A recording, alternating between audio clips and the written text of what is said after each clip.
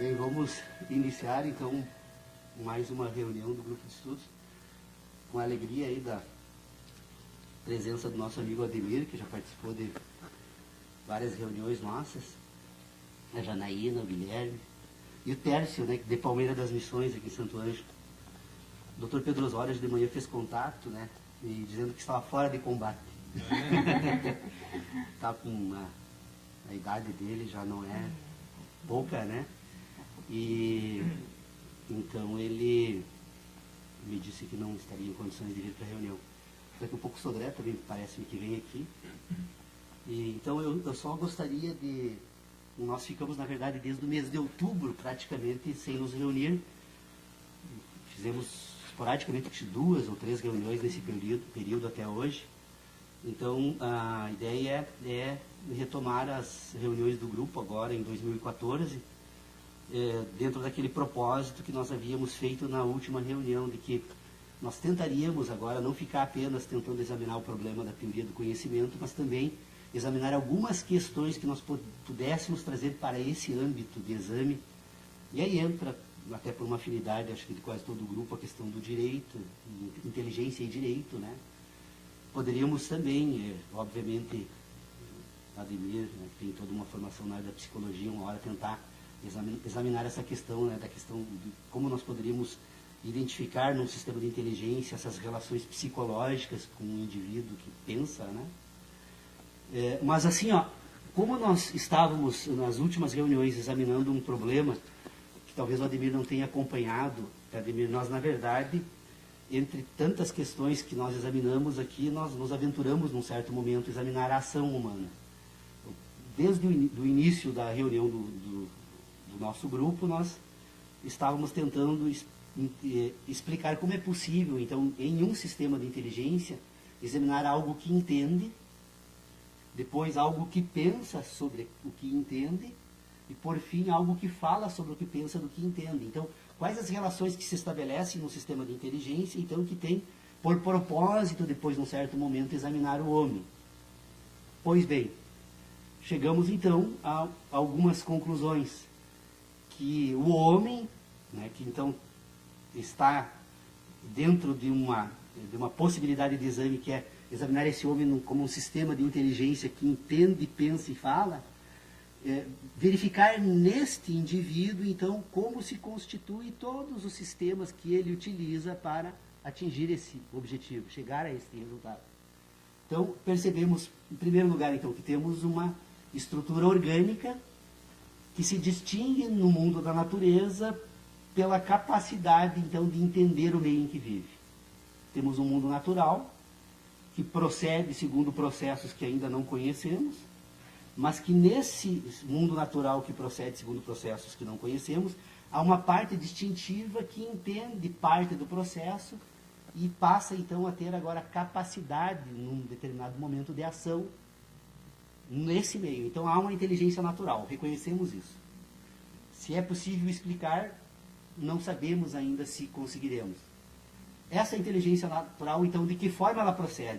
É um sistema de inteligência que se relaciona, então, nesse mundo natural. E ao se relacionar nesse mundo natural, esse mundo natural produz impressões nessa estrutura orgânica. Essas impressões que esse mundo natural produz nessa estrutura orgânica, então, elas agora são ordenadas.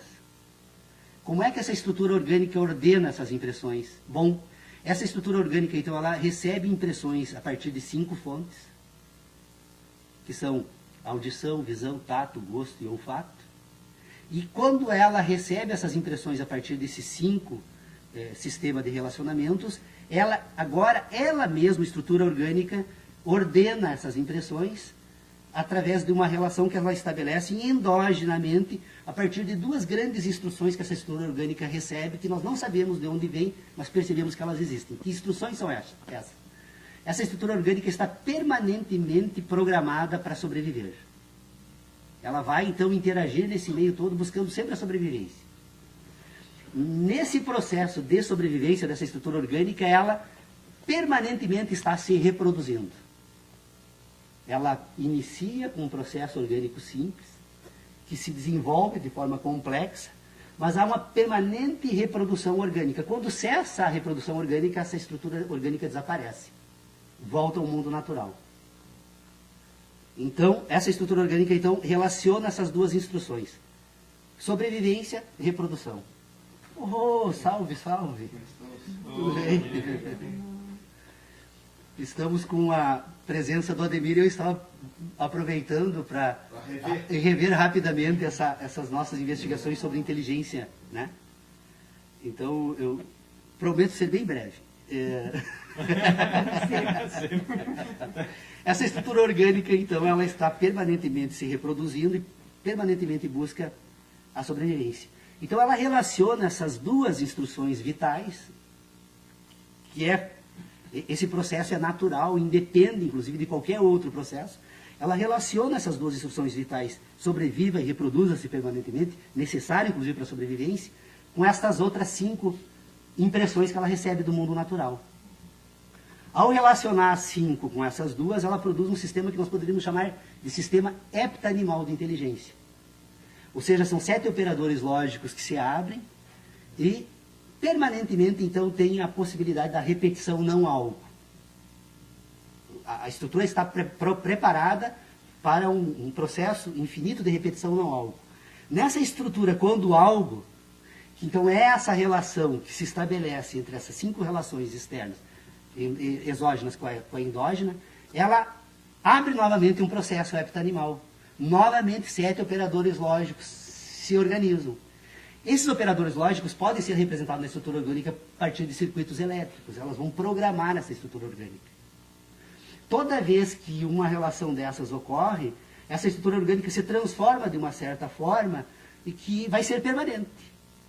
Ela vai ser o resultado, inclusive, de todas essas transformações. No final, o homem, que quando ele constrói aquilo que nós chamamos agora de inteligência racional, percebe que, através de um sistema complexo, que ele agora é possuidor de um sistema de inteligência, esse sistema de inteligência não é nada mais, nada menos do que o resultado final desse processo heptanimal de operadores infinitos não algo e algo, e cada vez que algo, esse processo se abre, né? E ele vai constituindo, então, um sistema de inteligência que, no final, vai constituir o quê? Um indivíduo que, num determinado momento, ele percebe que há um processo em curso no espaço. E que, nesse processo em curso no espaço, ele vai identificar agora um conjunto de acontecimentos nesse mundo da natureza que começam a encontrar correspondência, sob o ponto de vista agora desse processo algo, com um sistema de relacionamento sintético organizado agora num outro ambiente de inteligência, que é aquele que vai constituir o que nós vamos chamar de racionalidade. Ou seja, esse processo de constituição de um sistema racional, ele parte da ideia de um processo em curso no espaço, e na medida em que ele consegue ordenar esse processo em curso no espaço, ele constitui o mundo. O mundo, então, é a ordenação que se estabelece nessa estrutura orgânica, a partir, então, desse sistema heptarrelacional não algo-algo. É um sistema de relacionamento que se estabelece nesse ambiente, que promove essa transformação nessa estrutura orgânica e vai constituir a razão. Então, é um sistema de correspondências. O que nós temos aqui nesse sistema de correspondências? Então, agora, nós temos um mundo natural que procede segundo processos que essa racionalidade organiza, né, na medida que ela consegue completar ciclos. Então, há um processo em curso no espaço, há um sistema de correspondência. Eles se reproduzem certa quantidade de vezes, essas identidades entre não algo, nesses dois ambientes, ele vai constituir o que? Então, agora ele fecha um ciclo. A partir da constituição de ciclos de inteligência, constitui então aquilo que nós chamamos de mundo, que são processos. Então nós temos um mundo natural, agora nós temos um mundo racional. O mundo natural é o mundo, então, dos fenômenos que aqui ocorrem e que nós talvez jamais vamos conseguir explicar na totalidade como esses processos ocorrem. Mas há também nesse ambiente um mundo de ciência, um mundo de ideias. Essa é a razão pela qual eu venho insistindo há bastante tempo aqui no grupo de estudos, que nós precisamos separar conhecimento e ideia. Por quê? Porque o mundo do conhecimento é o mundo dos fenômenos, é o mundo das sensações, é o mundo das relações heptanimais. O mundo agora da ciência é o mundo das relações. O mundo das relações e o mundo das sensações, eles estão em ambientes diferentes, porque eles têm como intermediário o homem. Jamais vai haver identidade entre ideia e fenômeno. Porque entre a ideia e o fenômeno tem o homem, que ele precisa ser utilizado agora como instrumento de aferição dessas correspondências, porque ele constitui um sistema de inteligência que está armazenado, ele está gravado. São as suas memórias. E essas memórias não são apenas racionais, são memórias do sistema. Por isso que certos indivíduos, em certas circunstâncias, enfrentam situações de temor, de pavor. Por quê? Porque no mundo das sensações, aquele sistema está ordenado de uma forma e no das ideias de outra. E como ele não consegue racionalizar aquele mundo de sensação, nós identificamos, então, os traumas, as psicoses e aí por diante. E tudo vai depender da gravidade, então, né, que esse processo natural produziu nesse indivíduo a partir de certas relações não organizadas racionalmente, principalmente numa sociedade que tenta compreender o mundo como um todo, sempre para coordenar a ação. Então, o que eu gostaria de trazer hoje para vocês aqui é isso. Como eu vinha insistindo na possibilidade de separar conhecimento e ideia, eu venho refletindo, assim, na verdade, essa pausa do grupo de estudos para mim foi muito boa, porque me permitiu, assim, fazer uma revisão de tudo aquilo que nós viemos examinando aqui. Eu me dei por conta, né, até fazendo uma leitura muito interessante de uma obra de Hans Kelsen, Teoria Pura do Direito, como eu fui chamado agora para uma missão que me deixou muito feliz, que é lecionar filosofia e ética no curso de Direito, no 9º semestre. Eu fui atrás de uma leitura de algumas obras e me dei por conta, né, da Teoria Pura do Direito, que é uma edição muito rara, pouco conhecida, aliás, praticamente não é conhecida no mundo acadêmico brasileiro, que tem a segunda edição dessa obra como a primeira, e essa é a verdadeira primeira obra, em que Kelsen me chamou a atenção por uma questão e comecei a pensar, meu Deus do céu, olha como a coisa estava tão clara e às vezes a gente não percebe. Ele tentando explicar como funcionaria uma ciência do direito, ele diz assim, olha, a ciência do direito é a ciência do espírito, né? Não é uma ciência natural. Vejam que ele já havia percebido a necessidade de distinguir ciência e natureza. Porque a ciência, a natureza produz conhecimento. A natureza vai produzir conhecimento na medida em que ela produzir essas impressões nessa estrutura orgânica que vai hepta-relacionar essas sensações, vai armazenar num sistema que ela vai utilizar agora para voltar a fazer ciência sobre esse mundo da natureza. Mas o mundo da natureza está organizado num ambiente completamente natural, porque é o mundo da natureza, obviamente, né? Quer dizer, os processos do mundo da natureza, nós conhecemos alguns processos, alguns ciclos desse processo. Nós dominamos a tecnologia, pelo menos em parte, né? Da eletricidade, do eletromagnetismo e assim por diante, né? E na medida em que o homem consegue entender certos processos naturais, então ele constitui certos conhecimentos que ele denomina de científicos, mas o mundo da ciência é o mundo das relações, é o mundo das ideias. E o mundo das ideias e o mundo das relações não é o mesmo do que o mundo das sensações, porque sempre entre o mundo da ciência e o mundo do conhecimento tem o homem. O homem é o intermediário entre a ciência e o conhecimento. Então a ciência vai ser aquilo que o homem obter de ordem nesse ambiente que é o ambiente que nós chamamos de espiritual. Essa foi a tentativa de Hans Kelsen, ou seja, de tentar organizar um sistema de ideias, um sistema espiritual, aliás, ele diz um sistema de conteúdo espiritual objetivo, porque dar objetividade ao espírito é muito difícil. Porque essa objetividade para o espírito é buscada no mundo da natureza. E o mundo da natureza, ele é parcialmente apenas conhecido. E se o mundo da natureza é parcialmente conhecido e serve de modelo para o mundo das ideias, nós vamos, sempre que fazermos utilização do mundo da ciência, que é o mundo das ideias, nós vamos estar dependentes, né, da correspondência entre a ideia e o fenômeno. E cada vez que o fenômeno, que se avança nos conhecimentos sobre o fenômeno, muitas vezes a ciência precisa ser reformulada, porque as relações então utilizadas não eram adequadas. Então nós podemos e devemos, e é necessário separar o mundo da ciência, o mundo das ideias, que é o mundo das crenças e é o mundo das certezas, com o mundo natural, que é o mundo das sensações, que é o mundo das verdades do homem. Que é o mundo em que nós podemos, então, examinar aquilo que nós chamamos de ético, e no das ideias, o mundo moral. Porque o instrumental de auto-organização desses ambientes é completamente diferente. Enquanto que a moral faz uso de certezas e crenças, a ética só faz uso de verdades e de conhecimentos. Porque ela coordena ações.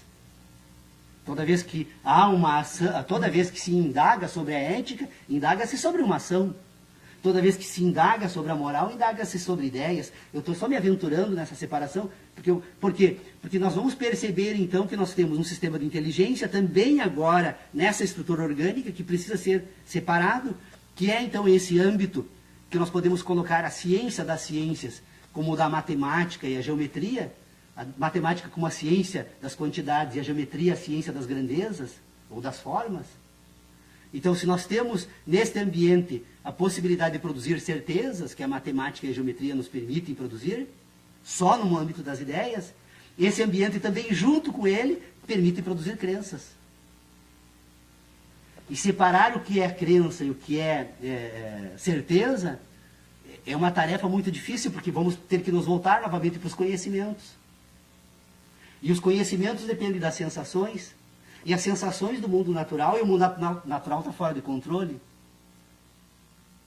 Então, eu estou levantando essas propostas aqui de reflexão, até porque vamos, e acho importante nós retomarmos, então, o propósito do grupo, que era, vamos fazer agora algumas discussões mais aplicadas, né? Se nós conseguirmos agora transitar num sistema de inteligência onde é possível dizer, não, isso aqui é uma certeza, isso aqui é uma crença, isso aqui agora faz parte do conhecimento. Porque o conhecimento tem que ser retirado fora, não no sentido de se jogar fora o conhecimento. Não, o conhecimento ele é fundamental, mas ser tirado fora do sistema de ideias, para que a partir do exame do sistema de ideias agora, possamos então identificar onde se encontramos essas correspondências entre as ideias e as verdades. Porque a verdade tem um problema também aqui nesse sistema de inteligência. Se a verdade é um processo orgânico, heptanimal, que produz então relações sintéticas, cada indivíduo que comparecer com as suas verdades, as verdades serão sempre suas. Não há possibilidade de um indivíduo passar uma verdade para o outro indivíduo. O que os dois fazem quando tentam dialogar sobre o mundo da natureza agora é falar das suas próprias sensações, para relacionar com suas próprias ideias, para buscar uma correspondência no mundo natural agora, para tentar fazer com que os dois indivíduos encontrem as mesmas correspondências para estabelecer um processo de diálogo. Não seria possível trocar ideias, mas falar sobre ideias que encontrassem identidades e, portanto, agora produzissem nesse sistema de ideias, encontrassem as mesmas relações com as sensações e com os fenômenos. Mas nós temos um outro problema gravíssimo, é que o indivíduo que recebe sensações, ele não leva em consideração o fato de que esse fenômeno, nós poderíamos dizer que ele depende agora de uma relação entre o indivíduo e o próprio fenômeno. Então, o indivíduo que se encontra próximo de uma determinada fonte produtora de sensações, com o indivíduo que se encontra completamente distante, as impressões produzidas nessa estrutura orgânica são completamente diferentes. Alguns indivíduos jamais conseguiram associar ou produzir relações a respeito de certas sensações que produzem certas ideias, que é impossível o diálogo entre indivíduos, por exemplo, que não falem a mesma língua. Então, vocês percebam que nós temos, então, um problema da maior magnitude. Nós temos que fazer um esforço para separar ciência e conhecimento, ideias e conhecimento, certezas e crenças de verdades. Porque na medida em que eu consigo colocar esse sistema de inteligência em ordem, eu agora posso aperfeiçoar o sistema daquilo que nós denominamos de ciência. Porque na medida em que todos os indivíduos ordenarem o seu sistema de inteligência, o diálogo agora, a troca, se é possível, não é possível trocar ideias, mas se usa tanto essa expressão, né? Mas na medida em que os indivíduos, então, relacionarem ideias, quanto mais essas ideias ganharem em precisão, mais avançada é o sistema de ciência que esses indivíduos utilizam, né? Então, o desenvolvimento da ciência depende da capacidade desse sistema científico relacionar sensações e ideias. Por exemplo, quando se usa o relógio atômico, o que o indivíduo faz é fazer utilizar, buscar emprestado do mundo da natureza determinados impulsos elétricos que lhe permita contar agora a relação entre um impulso elétrico e um impulso atômico. E depois, quem sabe, associando esse impulso elétrico com outras relações, nós vamos constituir aquilo que nós chamamos de tempo, né? Tempo não é nada mais, nada menos do que mudança objetiva no espaço. Ou seja, o que Einstein descobriu na teoria da relatividade não foi nada mais, nada menos do que descobriu que era necessário colocar o indivíduo no espaço para depois levar em consideração a velocidade da luz nessas relações. Se todos os sistemas que faziam uso desse mundo macrocósmico da natureza, ou utilizam o eletromagnetismo, ou utilizam a eletricidade como referência, eles precisam levar em consideração o tempo, ou a quantidade de escalas de menor quantidade nesse universo, como a mudança de posição do Sol, da Lua, da Terra e dos próprios átomos, para poder examinar então as relações entre a fonte produtora do fenômeno e a fonte receptora, que é o homem, né? Então, o que o Einstein introduziu, na verdade, foi essa possibilidade, essa necessidade de relativizar, né, todo esse sistema de inteligência a partir das posições ocupadas no espaço, né? Falei demais, mas na verdade eu estou assim absolutamente convencido de que se nós agora conseguirmos compreender a necessidade de separar ciência e conhecimento, nós conseguimos um avanço extraordinário na ordenação de qualquer outra questão que a gente venha examinar aqui no grupo de estudos, porque essa questão é fundamental. A filosofia sempre teve dificuldades de resolver questões relativas à teoria do conhecimento, porque a filosofia sempre imaginou, pelo menos a filosofia que nós temos hoje, né? Ela foi completamente diferente no curso da história, mas a filosofia que nós temos hoje, ela trabalha, então ela parte de um pressuposto de que sistema de inteligência não se separa. Ideias e mundo da natureza, né? Elas compõem um todo que é o homem, e é o homem que tem que ser estudado, não o sistema de inteligência. Tanto que a filosofia nunca examinou esse sistema de inteligência, né, dessa forma. E eu acho que pode ser diferente. Eu acho que é possível dar um salto de qualidade muito grande, gigantesco, aliás, né, na teoria do conhecimento, porque ela vai permitir agora, então, pôr em ordem uma série de questões que dizem respeito à natureza, ao homem, ao mundo, às ideias, aquilo que pensamos sobre nós, né, especialmente. E, portanto, sei lá, talvez produzir algo melhor do que temos hoje aí, porque está complicado esse mundo da natureza aí, né, e do homem. O cultural está complicado, né? E é crise, nós estamos num mundo em crise, né? Um mundo em que o homem se julga imagem e semelhança a Deus e, portanto, autorizado a dominar completamente a natureza, os animais, como se fosse um senhor absoluto, né? Mas não se vê mais como um integrado na natureza. Eu acho que a convivência com os Bibiá Guarani, pelo menos, a mim fez perceber o quanto esse processo todo nos desumanizou. Nós somos produtos de um sistema civilizatório. Aliás, eu quando falava sobre a questão do homem que pensa, que constitui, percebe que o mundo é um processo em curso no espaço, na verdade, o que é nesse sistema de inteligência, então, o que nós poderíamos tomar por universo? O universo é um processo em curso no espaço. O que é o mundo? O mundo é um universo ordenado por sensações. E de que forma se ordena o mundo por sensações? A partir da razão. O que é a razão? A razão são as sensações relacionadas entre si. As sensações que se relacionam nesse sistema de hepta relacional de inteligência produzem a razão. Essa razão agora, na medida em que ordena o universo, constitui o mundo. Nós temos o universo como um processo em curso no espaço, o mundo como um universo ordenado por sensações, e a razão como um sistema de inteligência ordenado entre si. E aí, nesse sistema de inteligência, que a razão são as sensações organizadas entre si, nós podemos identificar, então, agora uma ciência formal e uma ciência material. Ou seja, nesse sistema de inteligência, todas as relações ordenadas entre si, elas constituem a estrutura formal da inteligência. Por quê? Porque como esse sistema de inteligência hepta-ordena, né, e constitui um sistema heptarrelacional de inteligência, esse sistema heptarrelacional ele constitui uma estrutura formal de inteligência.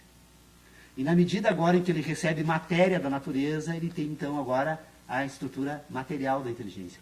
Então a estrutura material da inteligência está vinculada às relações entre impressões.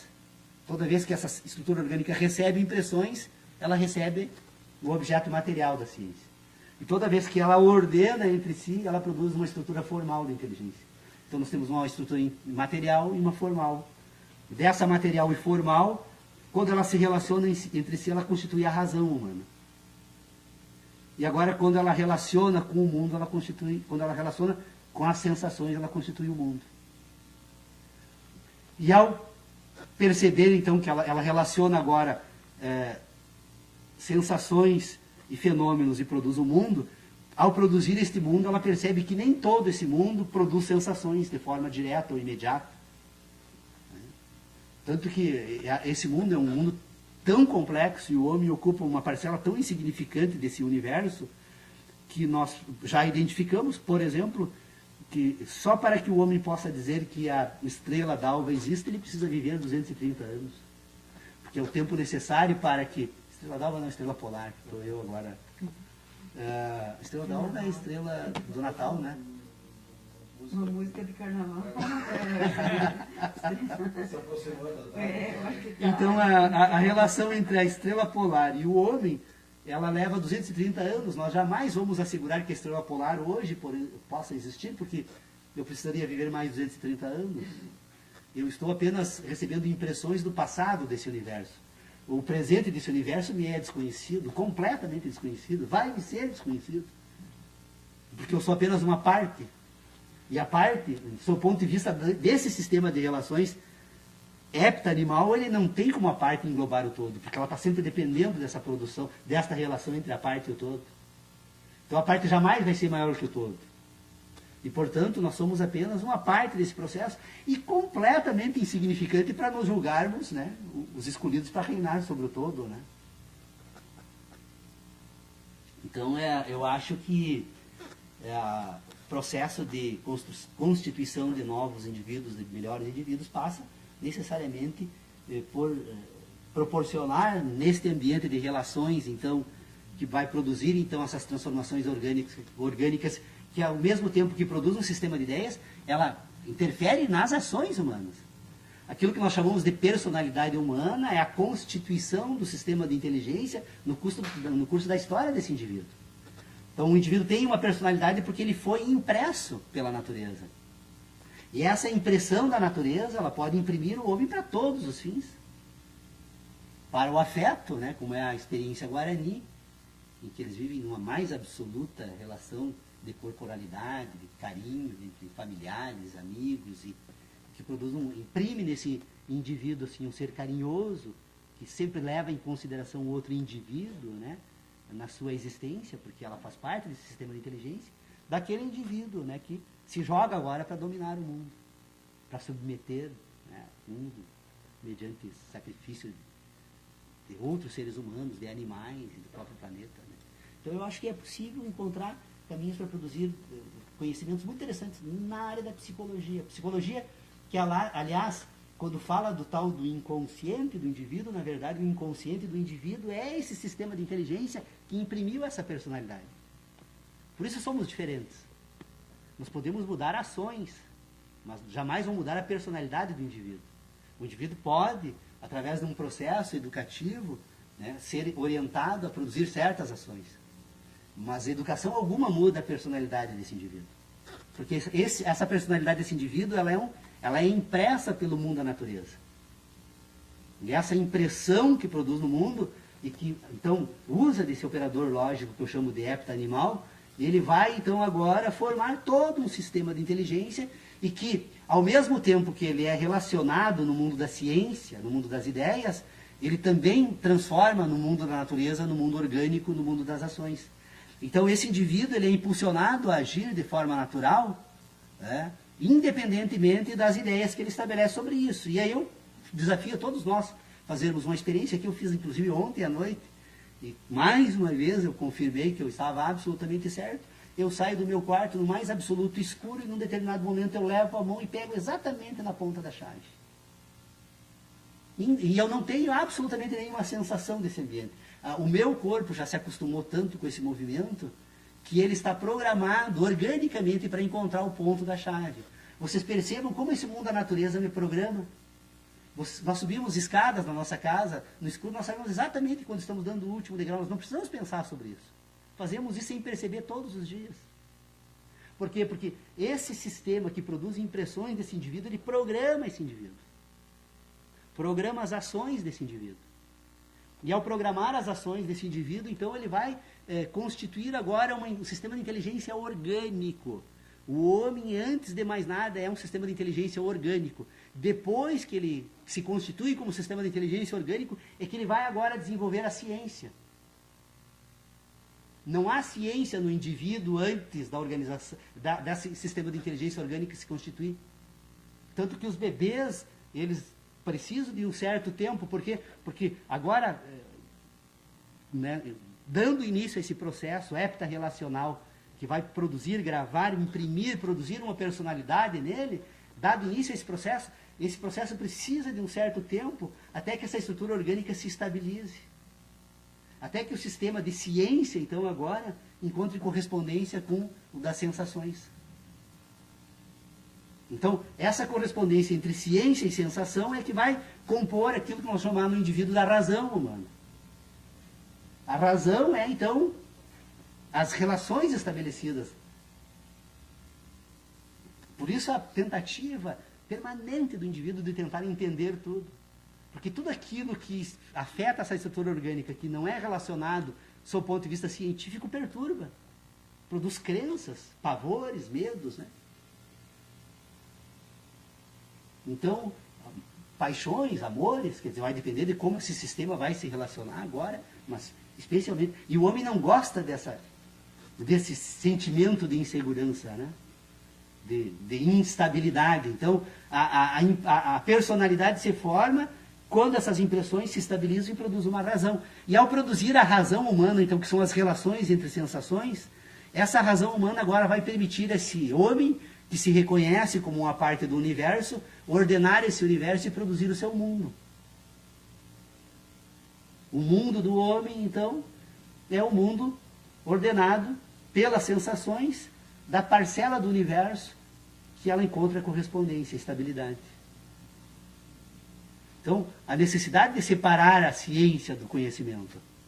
Sem separar a ciência e conhecimento, não é possível nenhum estudo sério no âmbito de qualquer outra área daquilo que nós chamamos de ciências humanas, nem mesmo na matemática, porque eu ouvi um dia algo que me deixou extremamente perplexo, que jamais imaginei que fosse possível alguém dizer que a matemática estava em crise, porque haviam encontrado certas parcelas da matéria que não se submetiam aos raciocínios matemáticos. Mas não é a matemática que está em crise, então.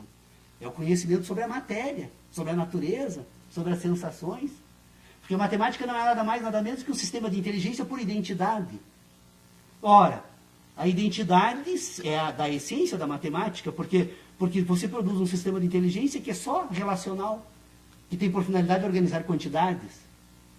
Ora, se eu tenho a possibilidade de produzir ideias idênticas umas às outras, eu constituo um ambiente de certezas.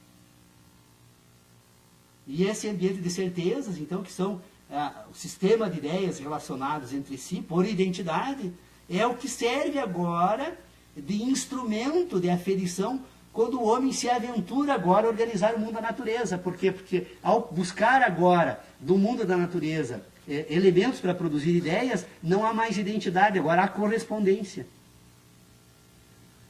Então, se eu tenho um sistema de ideias que se corresponde, ele não tem mais identidade. Ele depende do correspondente. Quem é o correspondente? O homem. Um correspondente infiel, né? Porque muitas vezes ele nega no âmbito das ideias as sensações que ele tem no mundo da natureza, porque ele precisa se submeter também a ideias para viver em ambientes que nós chamamos de coletividade, de sociedade. Então, na medida em que o homem precisa agora se submeter a um sistema de ideias, ele precisa agora encontrar correspondência, mas a correspondência existe. Nós temos Então, o fenômeno, o homem e a ideia. E essa ideia vai sempre depender do homem. Agora, no âmbito das certezas, não. Porque a ideia não se corresponde mais com o mundo da natureza. Não precisa mais do homem. Ela se corresponde com ela mesma. E na medida que a ideia se corresponde com a própria ideia, ela agora permite que todos os homens identifiquem esse ambiente de inteligência. Então nós não temos dúvida alguma das representações, das categorias que a matemática utiliza. Se eu falar qualquer número matemático, embora na medida em que nós ampliamos as representações simbólicas, como buscamos emprestado do mundo da natureza objetos, às vezes a quantidade de objetos nos atrapalha, né? Mas se deixarmos os objetos fora, não nos atrapalhamos com número algum. Todos eles são idênticos uns aos outros. Então, por isso eles têm identidade. Aí, se eu tenho, então, um sistema que se corresponde por identidade, no âmbito das quantidades, nas grandezas, é possível imaginar, agora, nesse sistema de inteligência, a mesma forma. Ora, se eu tenho, então, a possibilidade de, agora, colocar a ideia de ponto, e, aliás, a ideia de ponto é muito interessante, né? O Euclides, né? Nos postulados de Euclides, lá, então, que diz o que é ponto? Ponto é algo que não tem partes nem grandeza alguma. Então, ponto não é nada, ponto é um ponto. Ora, o que é uma linha? Linha é algo que tem comprimento, mas não tem largura alguma. Então, eu tenho um sistema de certezas no plano... Todos nós temos condições de produzir essas mesmas relações no plano das ideias. Então, nós temos uma ciência pura que nos permite identificar quantidade e agora grandezas. Olha, se eu tenho uma ciência que me permite identificar grandezas e quantidades, agora eu trago então o mundo da natureza para esse mundo do espaço, e na medida que eu ordeno esse mundo nesse espaço, esse universo, na verdade, nesse espaço, eu vou colocar então o mundo como algo que eu organizo no espaço. Vocês podem perceber, todas as vezes que nós pensamos, nós estamos relacionando algo no espaço. A dificuldade de ter pensamento abstrato é porque, quando nós precisarmos abrir mão de todas essas referências do mundo da natureza, nós nos sentimos incapazes de pensar. Mas nós somos capazes, e a matemática prova que somos. Nós podemos pensar matematicamente, portanto, sem ter mais o mundo da natureza como modelo. Então nós nos libertamos. É possível identificar então o que é agora? Bom, no mundo da ciência é um mundo metafísico. Por que o mundo da ciência é um mundo metafísico? Porque ele precisa se livrar do mundo da natureza para ordenar-se de forma adequada entre si. Para quando voltar para o mundo da natureza, que é um mundo caótico, é um mundo fenomênico, é um mundo das sensações e das verdades humanas. Então agora, esse sistema metafísico precisa agora buscar as correspondências para se autoconstituir. Então, o mundo das ideias é um mundo e o mundo das certezas e o mundo das crenças é um mundo metafísico. O mundo da natureza, o mundo das verdades e o mundo das sensações é um mundo físico, que produz sensações, que se apresenta enquanto universo, que o homem ordena pensando, que produz o mundo, e produz a razão, e produz a si mesmo. O homem, então, produz as suas próprias ideias. Porque são as ideias que coordenam as ações humanas no mundo civilizado. Embora, em determinadas situações, como eu faço com a minha porta, com a minha escada, e sei lá quantas vezes o meu corpo age por conta própria, eu ajo por um sistema de inteligência natural, que é tão perfeito, né, que em certos processos sequer ele me consulta, né? Eu frequentemente tento convencer o meu corpo que devo consumir certos alimentos, ele diz que não, né? E às vezes me pune severamente pelas minhas ações. Quantas vezes eu me alimento adequadamente e meu corpo produz absolutamente, ele sabe exatamente aonde mandar as vitaminas, o que fazer com o que não presta daqueles alimentos, e ele não me consulta absolutamente por nada. Ele, assim como ele faz isso tudo, ele faz muito mais, ele me faz. Eu fui programado enquanto homem, falo eu, no sentido de todos nós, né? Nós fomos programados enquanto homens pelas impressões que produziu as nossas personalidades, todas elas distintas. Agora, o fato de termos personalidades distintas não nos impede de fazer ciência. Porque a ciência é apenas ordenação. A ciência não são sensações, nem fenômenos, nem verdades. Porque as verdades que nós temos hoje não são as verdades que se teve no passado e muito menos a do futuro, porque jamais somos os mesmos. A cada segundo que passa aqui, já não somos mais os mesmos. Chegamos de uma forma, saímos de outra. A vida nos transforma todos os dias. Certas questões que talvez nós jamais consideramos vão nos transformar mais ainda. Quando pararmos de nos reproduzir organicamente, cessamos enquanto estrutura orgânica, voltamos para a natureza, para que ninguém sabe. Eu Tá? eu sei. Por isso que a ideia de Deus na vida é uma ideia fantástica, né, que o Guarani toma. Deus é a vida. Aonde está a vida, está presente Deus. Né? Então Deus não somos apenas nós, e muito menos teria Deus produzido o homem para dominar todos os outros seres. Né? Inclusive, quando cessa a reprodução, né? Quando nós morremos, morre o conhecimento, morre a ética, morre a verdade, mas permanece a ciência. Morre as relações. Essa estrutura orgânica que produziu um sistema. Porque, na verdade, esse sistema de relacionamento hepta-animal, ele é orgânico também. Nós poderíamos usar uma comparação absolutamente fora de contexto, mas a gente é tão acostumado a pegar emprestado coisas que conhecemos para tentar representar ideias, mas nós seríamos como uma película fotográfica, né, por camadas, que estamos sendo permanentemente gravadas, né, e na medida em que essas camadas se repetem, elas vão ocupando um local privilegiado na coordenação desse sistema orgânico, que é todo ele elétrico, né? Nós não somos nada mais, nada menos que impulsos elétricos.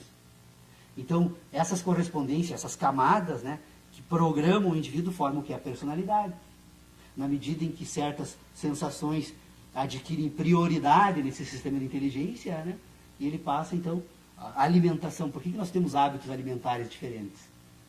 É porque fomos programados pelo mundo em que vivemos de forma diferente.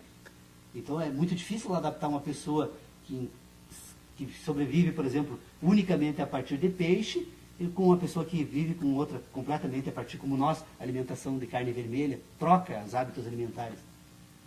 Por um bom tempo, essa estrutura orgânica vai entrar em colapso, né? Porque ela vai precisar se readaptar, se reprogramar. Isso, falando assim de uma coisa que, só para tratar do gosto, que obviamente nem se compara. E nesse sistema de inteligência, eu me encanto com essa ideia, eu não consegui ainda colocar ela totalmente em ordem, mas o que me chamou muito, tem me colocado muito a pensar sobre todo esse sistema hepta-animal de inteligência, é o papel das informações visuais. Porque se nós formos examinar o sistema hepta-animal de inteligência, todas as relações são orgânicas, com exceção da visão. A visão não produz nenhuma impressão orgânica. A impressão, ela produz um sistema de relacionamentos por diferentes comprimentos de ondas, de luz. Ou seja, o indivíduo, ele ordena o espaço no seu entorno, porque o cérebro ordena diferentes comprimentos de ondas de luz que são captadas e processadas pelo nervo óptico e o cérebro, né? Então, eu não tenho sensação alguma com a visão. Não é à toa que a visão, ela é utilizada nos truques de mágica, que é a única que pode enganar o homem é a visão. Você pode ter, tanto que todas as grandes revelações para o homem sempre foram revelações da visão, né? Se usa depois de todas as outras estruturas de inteligência para tentar explicar o conjunto todo. A visão, ela é então de natureza lógica, ela não é orgânica, ela tem que ser examinada de forma diferente do sistema de inteligência. Porque se tem uma instrução que manda sobreviver, outra que manda se reproduzir, e que essas duas instruções então vão compor nesse sistema de inteligência 7, mas não 5 sentidos humanos, e que a gente vai encontrar correspondência entre essas duas sensações, com a dor e o prazer. A sobrevivência e a reprodução, tanto que a reprodução que se projeta para fora do indivíduo, ela faz uso de uma superestrutura de prazer para compelir o indivíduo a buscar essa reprodução exógena, né? A ação, aquelas questões que eu trouxe na reunião sobre a ação humana, explicariam um pouco melhor isso. Mas já examinamos aqui, né? Então acho que não é um assunto, precisaria de uma reunião do grupo todo para tratar só desse assunto. Mas a questão toda é essa. Então, se essa estrutura então tem 4 sensações orgânicas, 6 sensações orgânicas, 2 endógenas, 4 exógenas, ela tem uma outra que é só relacional. A visão, ela produz, agora, ela vai permitir ao homem imaginar o mundo. Num mundo em que o homem, que todos os homens sempre tivessem sido cegos, não teriam desenvolvido uma razão. Estaríamos com um sistema de inteligência próximo ao dos animais. demais animais, aliás. Porque o que permite o homem imaginar o mundo é a capacidade que ele desenvolve a partir da visão. É óbvio que essa estrutura orgânica está pronta em todos os homens. Eventualmente, um que nasça cego hoje não encontraria essa dificuldade, porque ele teria agora os demais seres, né, para lhe introduzir, então, agora nesse sistema de relacionamento racional. Mas, se o homem todo jamais tivesse tido visão, ele não teria desenvolvido a razão. A racionalidade humana não existiria. Então, nós dependemos desse sistema lógico, relacional, que vai fazer o que agora? Vai ordenar esse ambiente no espaço. A visão ordena o ambiente no espaço, só que tem um problema na visão.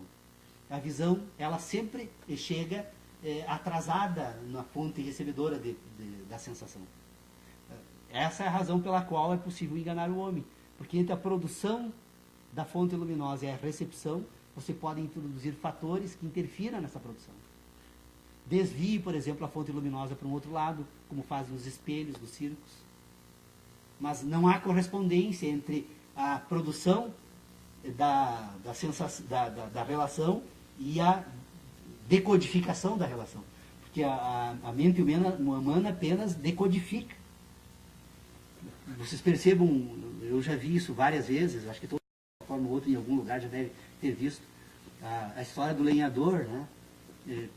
Quanto mais nós nos afastamos, mais se dissociam, né, as fontes produtoras de ruído e de luz, ao ponto de que, em um determinado momento, né, o lenhador faz produzir o barulho do machado quando levanta o machado e não mais quando bate na lenha, né? Então vocês percebam que há um descompasso entre as sensações.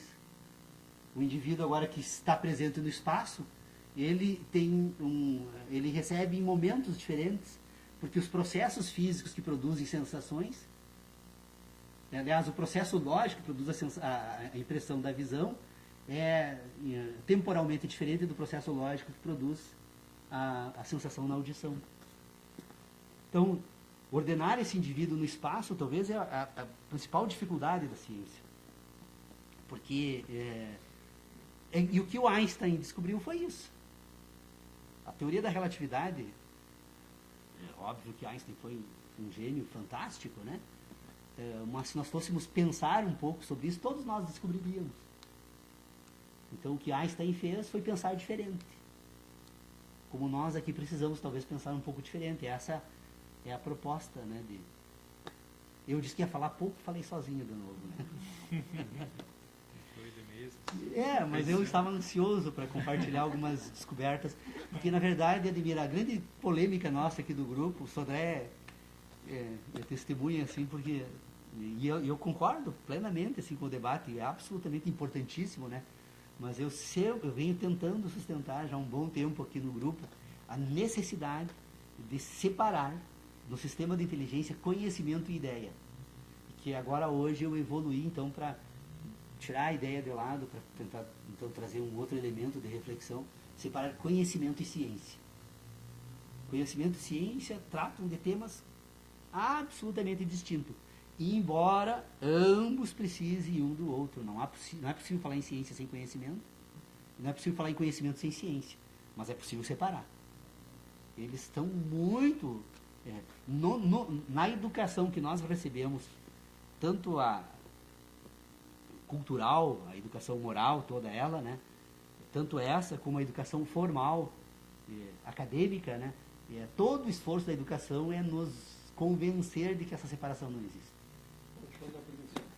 Nessas três dimensões, ideia, conhecimento e ciência, como é que você vê isso aí no mundo da natureza? Olhando aqui o nosso cenário, aqui, né? O mundo dos animais. Essas três dimensões existem para esse mundo animal? Sim, na verdade, o que eu imagino que ocorra, a diferença entre a inteligência humana e a inteligência animal, é que o animal não conseguiu ainda estabelecer esse terceiro momento de constituição da inteligência, que é a produção da razão. Toda aquela inteligência orgânica, lembra que eu disse, nós temos uma inteligência orgânica, natural, que nos coordena, nos faz agir, muitas vezes, nós agimos de forma natural, né? As nossas ações, coordenadas pela razão, elas são aquelas agora que nós produzimos a partir do sistema racional. Mas enquanto seres vivos, todos nós nos comportamos praticamente da mesma forma. Se nós formos sair campo afora, nós nos conduziremos nesse ambiente hostil, né? Como qualquer animal se conduziria, né?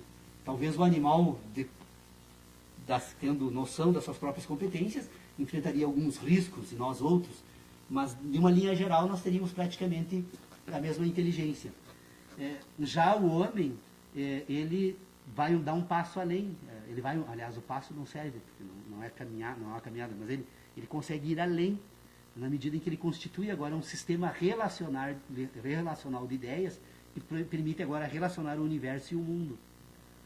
O animal provavelmente relaciona as sensações entre si, mas ele não consegue agora relacionar essas sensações no espaço na medida de constituir um mundo. Ou quem sabe faça o contrário. Eu até nunca me perguntei, nunca examinei isso com mais profundidade, até vou tentar examinar para falar sobre isso numa outra oportunidade. Mas nós vamos perceber que o sistema hepta-animal de inteligência é o mesmo no homem e no animal. Ele busca a sobrevivência, ele busca a realização do prazer, e ele desenvolve uma inteligência orgânica natural. E alguns animais desenvolvem com tanta competência e precisão no curso desse desenvolvimento orgânico, e que você percebe, por exemplo, que as abelhas, elas não têm uma faculdade de abelhas, no entanto, todas elas produzem mel e favo da mesma forma.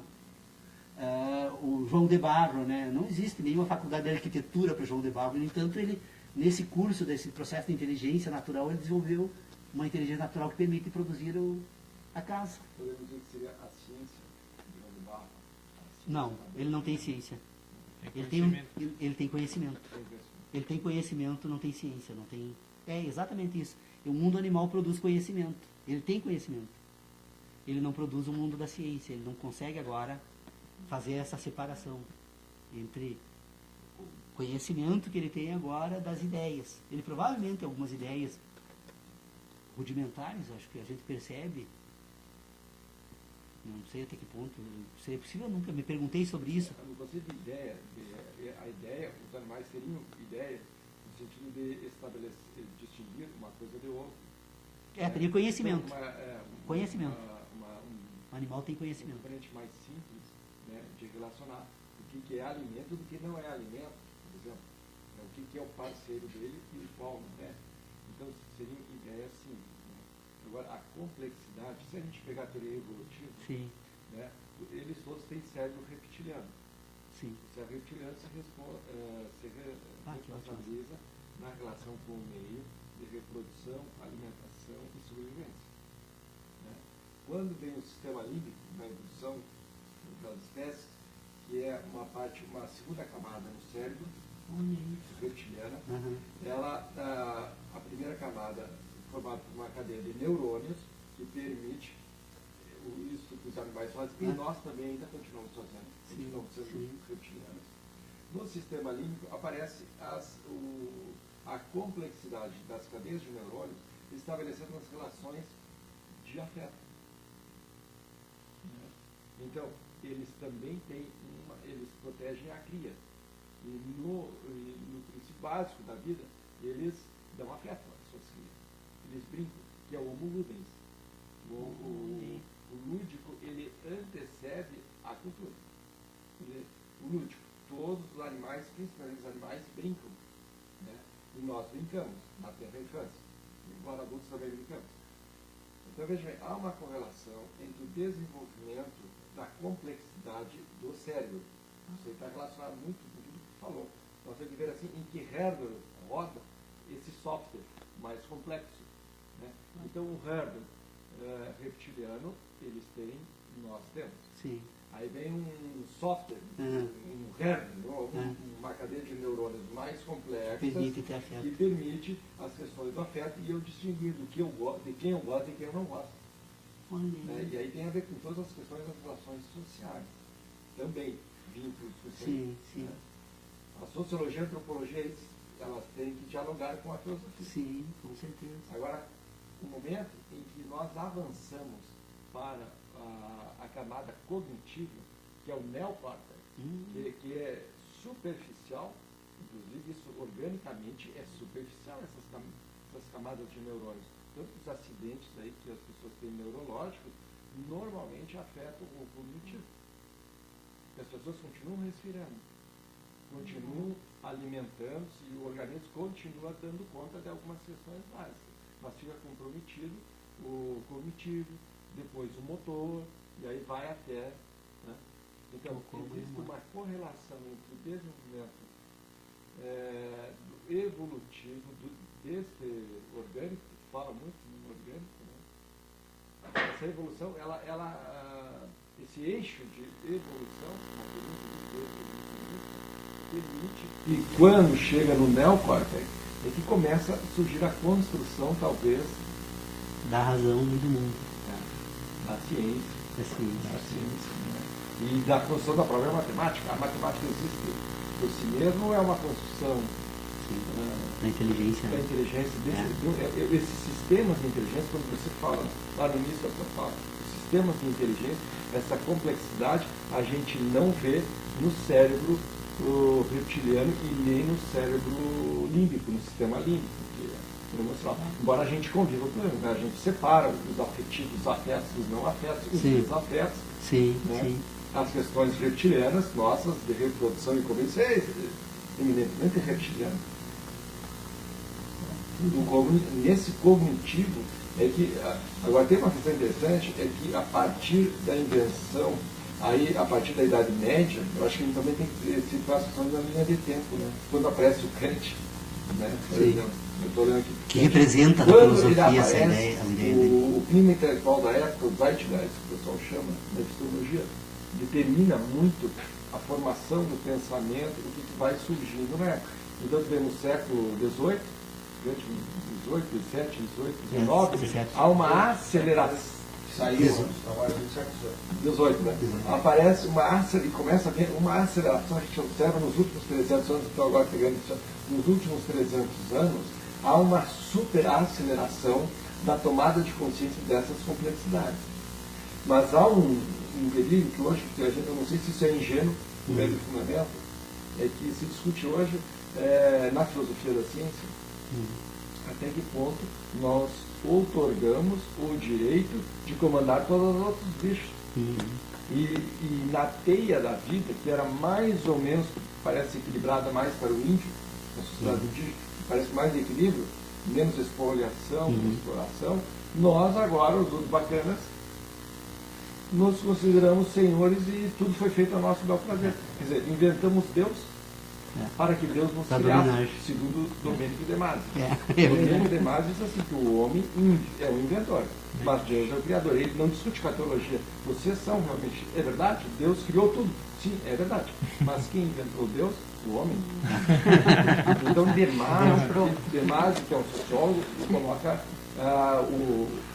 a gente em xeque na questão da teologia de Deus, me parece muito inteligentemente. Nós inventamos esses sistemas e nos otorgamos agora o bel prazer de detonar com a própria casa dos outros bichos. E a nossa? E a nossa própria casa. Quer dizer, a única espécie capaz de destruir a si mesma e a todas as outras. Isso é uma posição que hoje está na agenda da discussão da filosofia, da ciência. Ademir, que legal. Olha, muito legal essas informações. Mas nós chegamos no nosso horário, né? O nosso Bedel ali está anunciando a... Já estava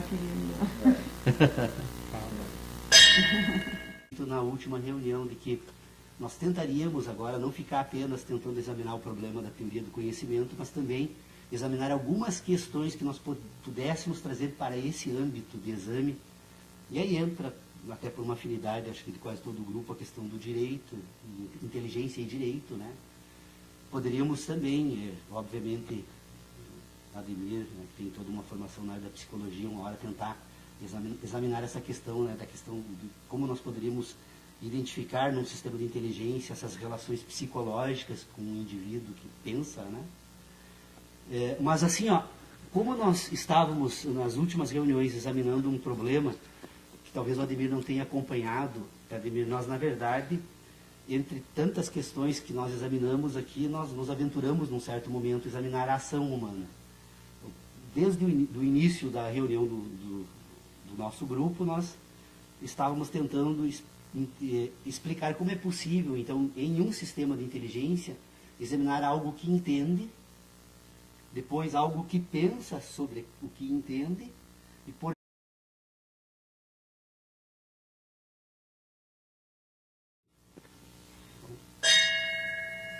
Bem, vamos iniciar então mais uma reunião do grupo de estudos, com a alegria aí da presença do nosso amigo Ademir, que já participou de várias reuniões nossas, a Janaína, o Guilherme, e o Tércio, né, de Palmeira das Missões, aqui em Santo Ângelo.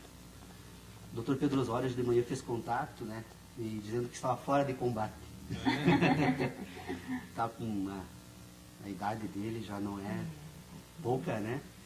E então ele me disse que não estaria em condições de vir para a reunião. Daqui um pouco o Sodré também parece-me que vem aqui. E, então eu só gostaria de... Nós ficamos, na verdade, desde o mês de outubro, praticamente, sem nos reunir. Fizemos esporadicamente 2 ou 3 reuniões nesse período até hoje. Então, a ideia é retomar as reuniões do grupo agora, em 2014, dentro daquele propósito que nós havíamos feito. Enfim, algo que fala sobre o que pensa do que entende. Então, quais as relações que se estabelecem no sistema de inteligência, então, que tem por propósito, depois de um certo momento, examinar o homem. Pois bem, chegamos então a algumas conclusões. Que o homem, né, que então está dentro de uma possibilidade de exame, que é examinar esse homem como um sistema de inteligência que entende, pensa e fala, verificar neste indivíduo, então, como se constitui todos os sistemas que ele utiliza para atingir esse objetivo, chegar a esse resultado. Então, percebemos, em primeiro lugar, então, que temos uma estrutura orgânica que se distingue no mundo da natureza pela capacidade, então, de entender o meio em que vive. Temos um mundo natural, que procede segundo processos que ainda não conhecemos, mas que nesse mundo natural que procede segundo processos que não conhecemos, há uma parte distintiva que entende parte do processo e passa, então, a ter agora capacidade, num determinado momento, de ação nesse meio. Então, há uma inteligência natural, reconhecemos isso. Se é possível explicar, não sabemos ainda se conseguiremos. Essa inteligência natural, então, de que forma ela procede? É um sistema de inteligência que se relaciona, então, nesse mundo natural. E ao se relacionar nesse mundo natural, esse mundo natural produz impressões nessa estrutura orgânica. Essas impressões que esse mundo natural produz nessa estrutura orgânica, então, elas agora são ordenadas. Como é que essa estrutura orgânica ordena essas impressões? Bom, essa estrutura orgânica, então, ela recebe impressões a partir de 5 fontes, que são audição, visão, tato, gosto e olfato. E quando ela recebe essas impressões a partir desses 5 sistemas de relacionamentos, ela mesma, estrutura orgânica, ordena essas impressões através de uma relação que ela estabelece endogenamente a partir de 2 grandes instruções que essa estrutura orgânica recebe, que nós não sabemos de onde vem, mas percebemos que elas existem. Que instruções são essas? Essa estrutura orgânica está permanentemente programada para sobreviver. Ela vai, então, interagir nesse meio todo, buscando sempre a sobrevivência. Nesse processo de sobrevivência dessa estrutura orgânica, ela permanentemente está se reproduzindo. Ela inicia com um processo orgânico simples, que se desenvolve de forma complexa, mas há uma permanente reprodução orgânica. Quando cessa a reprodução orgânica, essa estrutura orgânica desaparece. Volta ao mundo natural. Então, essa estrutura orgânica, então, relaciona essas 2 instruções. Sobrevivência e reprodução. Oh, salve, salve. Tudo bem? Estamos com a presença do Ademir e eu estava aproveitando para rever rapidamente essas nossas investigações sobre inteligência, né? Então, eu prometo ser bem breve. Essa estrutura orgânica, então, ela está permanentemente se reproduzindo e permanentemente busca a sobrevivência. Então, ela relaciona essas 2 instruções